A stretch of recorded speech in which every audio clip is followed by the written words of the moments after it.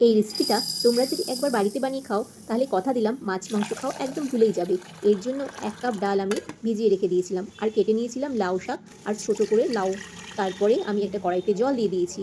দিয়ে তারপরে লাউ শাকটাকে আমি সেদ্ধ করার জন্য বসিয়ে দিলাম। দিয়ে দিলাম সামান্য পরিমাণে নুন আর কুচি করে লাউয়ের টুকরোগুলো। এগুলো একসঙ্গে সেদ্ধ হবে তার জন্য আমি থালা দিয়ে ঢেকে দিয়েছিলাম। এদিকে আমার ডালটাও ভেজে গেছে। এক মিক্সিং বলে ডালগুলো দিয়ে লঙ্কা দিয়ে পিষে নিলাম। তারপর এর মধ্যে আমি দিয়ে দিলাম নুন আর হলুদ আর ডালটাকে ভালো করে একটু ফাটিয়ে নিয়েছিলাম। এরপর এগুলো আমি ছোট ছোট বড়ার আকারে রেডি করে নেব। তার জন্য দিয়ে দিলাম কড়াইতে তেল আর ডাল বাটাগুলো ছোট ছোট বড়ার আকারে তৈরি করে নিলাম। দেখো আমার বড়াও এদিকে রেডি হয়ে যাবে। ততক্ষণে আমি দেখলাম যে আমার লাউ শাক আর লাউটা সেদ্ধ হয়ে গেছে। আমি দিয়ে দিলাম সামান্য পরিমাণে হলুদ আর চিনি। আবারও একটু ফুটতে থাকলো। এদিকে বড়া ভাজাগুলোও আমার রেডি হয়ে গেছে।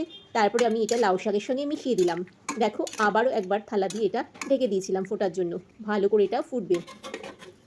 দেখো পাশে একটা কড়াই বসিয়ে আমি দিয়ে দিলাম কালো জিরে আর বেশ পরিমাণে একটু কাঁচা লঙ্কা। এটা যখন একটু ভাজা ভাজা হয়ে আসবে একটা থালার মধ্যে কালো জিরে কাঁচা লঙ্কা আর তেলটা তুলে নেব।